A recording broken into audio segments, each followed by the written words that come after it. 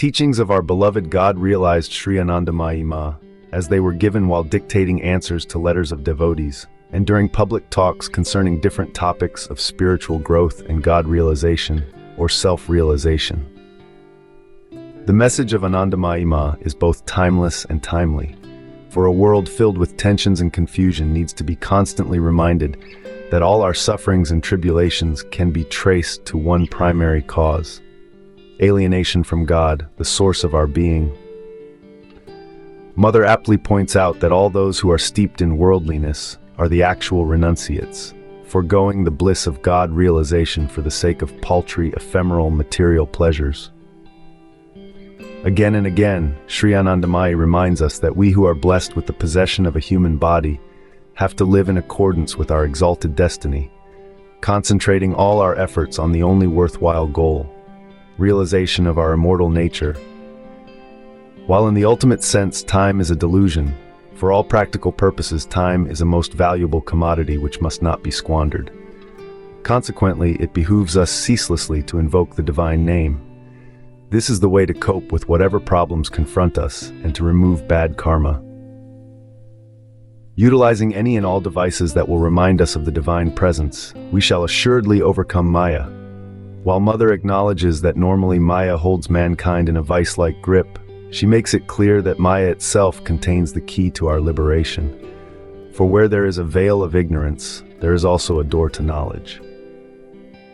It is by suffering that suffering is overcome, because without suffering few would see the need for self-purification, which leads to the unfoldment of our immortal self.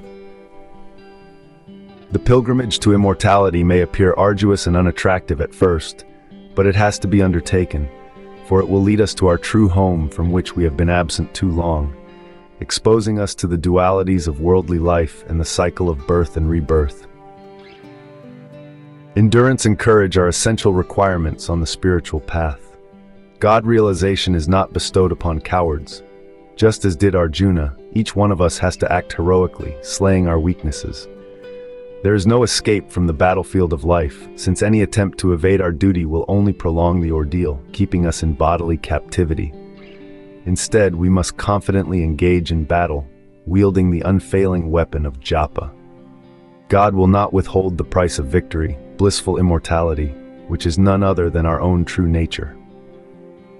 Mother's advice is meant for renunciates and householders alike, for she advocates regarding all our duties as service to God, who is immanent in all beings and conditions. Actually, we are all ashramites, since where is there a boundary, an area where God is not? All distinctions are part of our limited consciousness. In truth, mine and thine do not exist. Mother is never apart from us.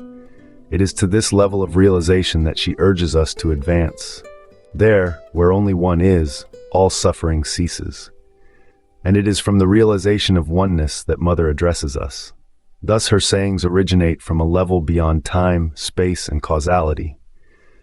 Consequently, any analysis of her personality or her motives from a dualistic level of consciousness is futile, as an unruffled lake at night clearly and accurately reflects the moon shining upon it. Likewise, Mother mirrors our own state of consciousness. Our vision of her and our interpretation of her advice constitute a reflection of our spiritual understanding. Ultimately, we must attain that level where we realize that she and we are one. God is everywhere. He pervades everything. He, whom you think you have sought in vain for so many years, is not apart from you.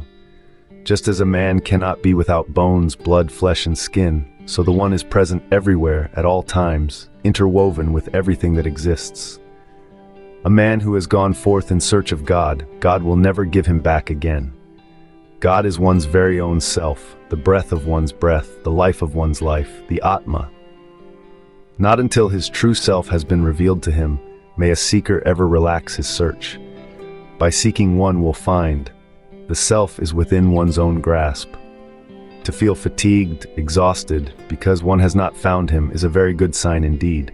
It indicates that one is nearing the purification of one's heart and mind. But what is this? What is this that you say? You wonder whether, as the result of searching for God, one will be led to suicide. By the search for him whose contemplation, whose name conquered death. To indulge in desire for sense objects, this is indeed what must be called suicide, and he who thinks of committing suicide is at that moment mad. Never allow the mind to dwell on the idea of suicide. It is a sin to do so. For one who has sought God for 35 years, it is not right to contemplate suicide or madness. His mind should rather be absorbed in the remembrance of God. In God's creation, the possible becomes impossible, and the impossible possible at all times. In order that this fact may become evident, one must ever remember to sustain the thought of that which is real.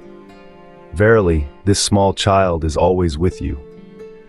Write to him that for the present it is imperative for him to remain concentrated with single-mindedness on the one goal. He should stay in solitude and endeavor with the help of japa and dhyana to control his mind and thereby become firm, calm, and unwavering in his determination. If someone really and truly seeks God, he will certainly find him. You say you have sought for 37 years. Does he always reveal himself within a specified number of days, months, or years? He is internal, ever-present, everywhere, in everything. He alone is. The first step on the path to this realization, be it induced by something read in a book or by direct word of mouth and accepted, the first step is the manifestation of unbroken endurance and never-ending patience. My father, who is also a small child, it is only natural that fatigue and despair should overwhelm you, for this road is extremely difficult. So long as one's feet have not been set on a smooth and simple path, the condition in which you find yourself at present is natural. This is also a state that may occur on the path. This small baby says, "Do not long for death while you are traveling on the path to conquer death. You are out to find immortality and yet awaiting death." Of course, to look forward to the death of death is very good. One who goes out in search of truth, for the realization of truth, must walk with firmness, wide awake and full of vigor. Yes, it is true, this little baby can send you only a few words. But through these words can be found the way to the realization of Shabda Brahman, Akshara Brahman, provided someone is actually a traveler on the path. Pilgrims on the path of the Supreme must endeavor to be receptive. Only that which is all the time falling away has to be relinquished. To the limit of your power, try not to give way to despair and to remain at every moment an aspirant towards self-realization. The duty of a pilgrim is to aspire constantly at Him who is beyond everything, who is at the same time in all forms, qualities, moods, and modes of being, and yet eternally beyond, who is all in all, the self of the self. When the desire that lies at the root of all yogic practice becomes self-revealed, then he is found. If you like this content, please hit like, share, and subscribe. Thank you.